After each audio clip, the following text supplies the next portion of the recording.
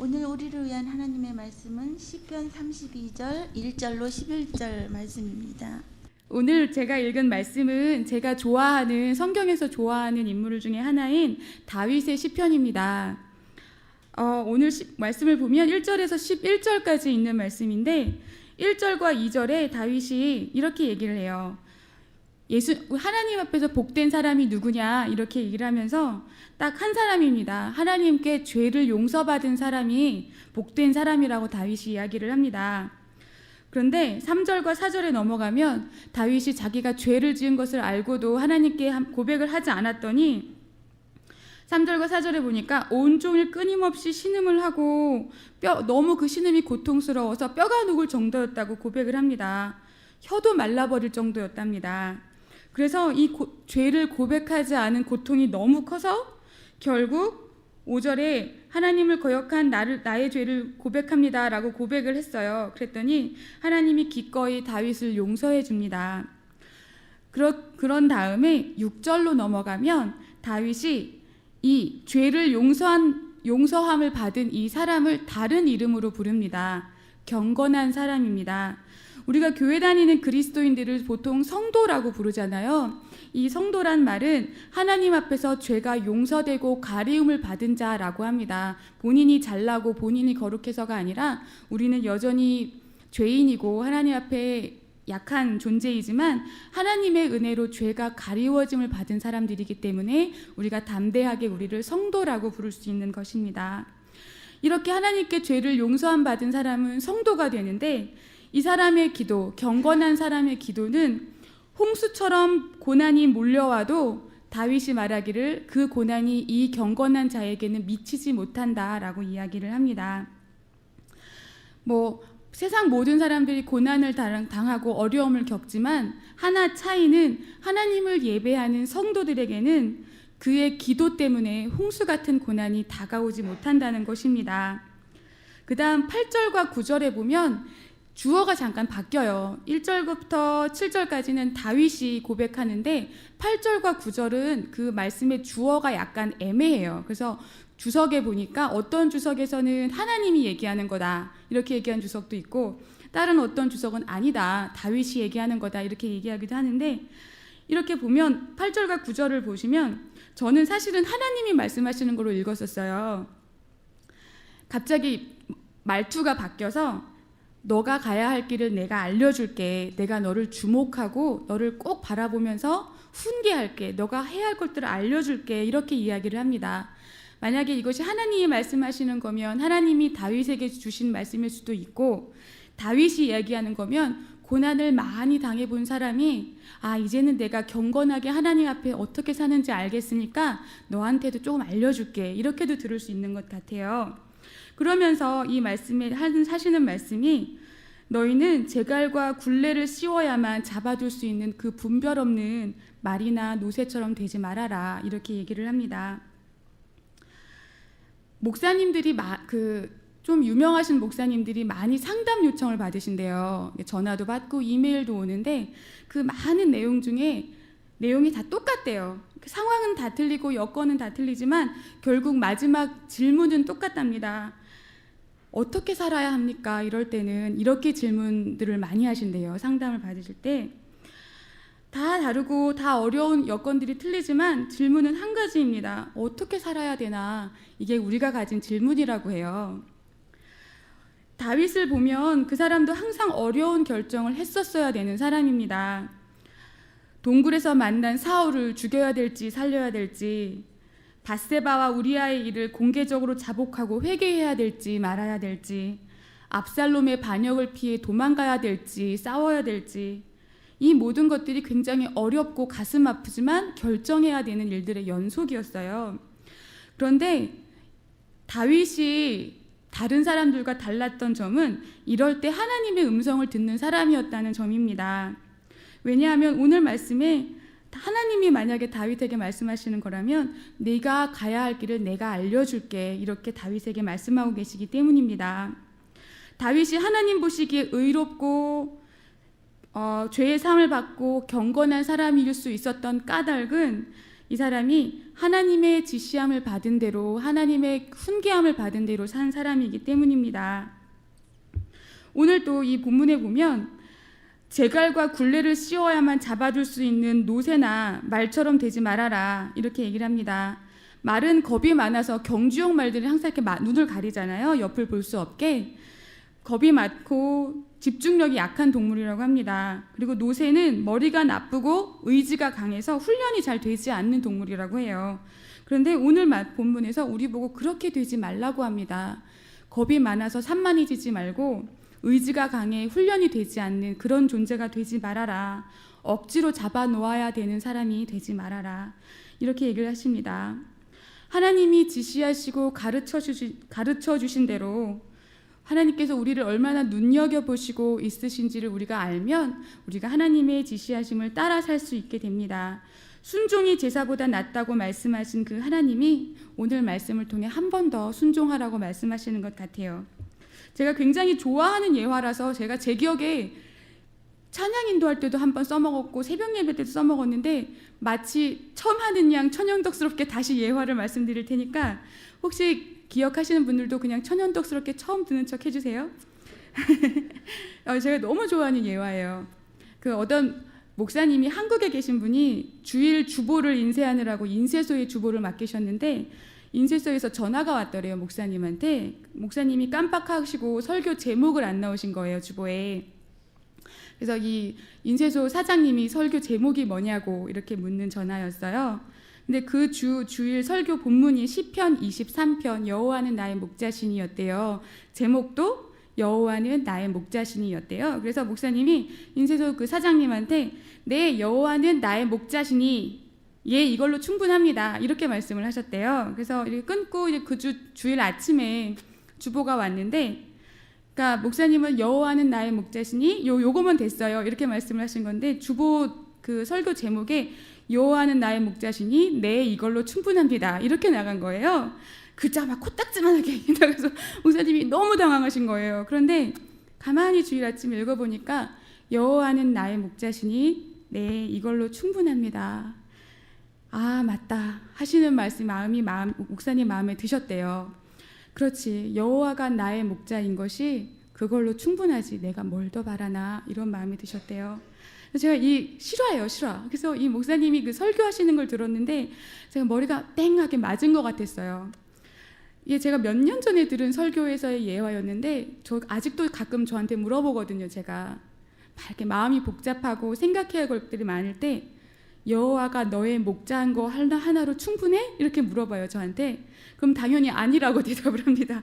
하나님 필요한 게 얼마나 많은데요. 이렇게 막 마음이 분주할 때 그런 대답이 나와요. 그럴 때마다 제 마음을 하나님과 함께 다시 내려놓습니다. 예수님 하나만으로 충분하지. 이렇게 저 자신에게 이야기를 해줍니다. 이제 오늘 말씀의 마지막인 10절과 11절을 보면 제가 읽어드릴게요. 악한 자에게는 고통이 많지만 주님을 의지하는 사람은 한결같은 사랑이 넘친다. 의인들아, 너희들은 주님을 생각하고 즐거워하고 기뻐하라. 정직한 사람들아, 너희는 다 함께 기뻐 환호하여라. 근데 오늘 말씀에 보면 악인과 의인이 대비가 되는데 그 악인과 의인은 보통 행동이 좋고 나쁜 사람을 이렇게 의인과 악인이잖아요. 근데 오늘 말씀은 이렇게 얘기합니다. 주님을 의지하는 자가 의인입니다.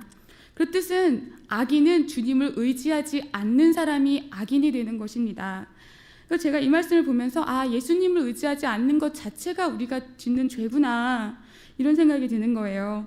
행실의 좋고 나쁨을 떠나서 하나님을 의지하느냐 그렇지 않느냐가 우리가 하나님을 어떻게 바라보는가, 어떻게 예비하는가가 우리가 의인일 수 있는지 악인일 수 있는지를 말해줍니다. 우리는 예수님 한 분만으로 충분한 삶을 살아야 하는데 예수님이 우리 안에 들어와 있는데도 우리의 인생이 바뀌지를 않습니다. 아실지 모르겠어요. 영화 배우 중에 강신일이라는 분이 계세요. 이분이 암 투병을 벌써 7년째 하고 계시대요. 간암 때문에 그 간을 3분의 1을 잘라내시고 이렇게 연극 배우다 보니까 술도 많이 먹고 이런 분이잖아요. 막 이렇게 막 연극하다 죽어도 좋아 이러고 밤새 술만 마시고 막 이러던 분이었는데 간암이라는 사실을 알고 나서 자신이 연극만 하다 죽어도 좋다고 말했던 그게 교만이었음을 깨닫고 그때부터 좋아하는 술도 끊고 운동도 열심히 하고 식사도 아예 식단도 확 바꿨대요. 그러면서 이분이 나는 오히려 암에 감사한다. 암 덕분에 내 생활이 완전 바뀌었다. 이렇게 얘기를 하는 걸 봤어요. 이 암이 몸에 들어와도 우리의 인생이 다 바뀌는데 예수님이 내 몸에 들어오셨는데 우리의 인생이 바뀌지 않으면 예수님이 암보다 가벼워지시는 것입니다. 제가 옛날에 한국에서 유치부 애들을 이렇게 전도사로 가르친 적이 있었거든요. 하루는 그 애기들한테 설교 주제가 예수님이 내 마음에 살고 있어요 였습니다. 근데 그 다음 주에 한 여자 애기의 엄마 집사님이 오셔서 이번 주에 딸한테 아이스크림 사줄까? 그랬더니 애기가 그 좋아하는 아이스크림을 단호하게 거절을 하더래요. 싫어요, 안 먹어요 막 이러더래요. 그래서 너무 놀라셔갖고 네가 웬일이니? 그랬더니 자기가 아이스크림을 먹으면 내 마음에 살고 계신 예수님이 너무 추우실 것 같아서 아기가 못 먹겠다 그러더라는 거예요. 그래서 뭘 애한테 가르쳤는데 애가 저렇게 됐냐고 오신 거예요. 그래서 제가 그걸 보면서 선생님들이랑 이 어린아이랑 같이 되라는 예수님의 말씀이 틀린 게 하나 없다. 아이스크림 하나만 먹어도 예수님이 추우실까 봐 걱정을 하는데 우리는 예수님이 내 마음에 계신데 우리를 성전이라고 불러주시고 우리 안에 내주하시는데 우리가 얼마나 예수님을 소중히 여기고 계시는가 이렇게 물어보게 되더라고요. 세계 제2차 대전 중에 히틀러를 반대해서 유대인들을 독일 바깥으로 몰래 탈출시키던 한 목사님이 감옥에 갇히셨대요. 이것도 실화입니다. 사형 선고를 받으셨는데 언제 죽을지를 몰라서 하루하루가 너무 불안하셨대요. 7년을 감옥에 이렇게 지하 감옥에 갇혀 있었는데 오늘 아니면 내일 죽겠지, 내일 아니면 모레 죽겠지 이러느라고 아무것도 하실 수가 없었다는 거예요. 그래서 근데 읽을 거리라고는 성경책 하나밖에 없어서 그러면 자 시간이라도 보내야지 싶어서 성경을 읽으셨대요. 근데 성경을 읽다 보니까 유난히 두려워하지 말라는 구문이 많아서 이렇게 세보시기 시작을 했답니다. 두려워 말라가 얼마나 나오나. 그랬더니 신기하게도 365번이 성경에 기록되어 있더래요. 그래서 저는 이 얘기를 듣는데 이 365번 이라는 숫자가 너무 의미 있게 들리는 거예요. 우리의 본성 자체가 믿음이 없고 날마다 두려워하는 것을 하나님이 잘 알고 계셔서 날마다 그날에 알맞는 두려워하지 말라는 말씀을 주신 것 같았습니다. 우리가 하나님 앞에 살지 못하기 때문에 두려워하고 하나님이 내 안에 내주하심에도 불구하고 그분의 성전답지 못한 것들을 우리가 주님 앞에 내려놓아야 할 것 같습니다. 우리의 죄를 하나님께 고백한 경건한 사람이 되었으면 좋겠습니다. 예수님 하나만으로 만족하고 충분한 사람이 되었으면 좋겠습니다.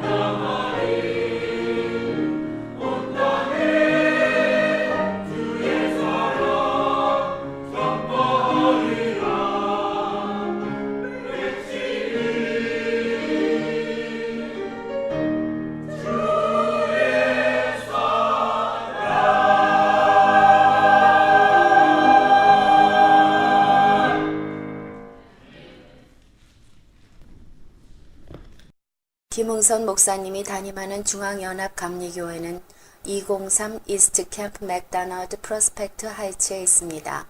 주일 1부 예배는 오전 8시 30분, 2부 예배는 오전 11시에 있습니다. 어린이와 중고등부를 위한 예배는 오전 11시에 어린이 예배실과 중고등부 예배실에서 있습니다. 주중에는 매일 새벽 예배가 오전 6시에 본당에서 있고 금요 찬양 예배는 오후 8시에 수요 중보 기도회, 제자화 성경공부, 기초반 성경공부 등 다양한 사역이 있습니다.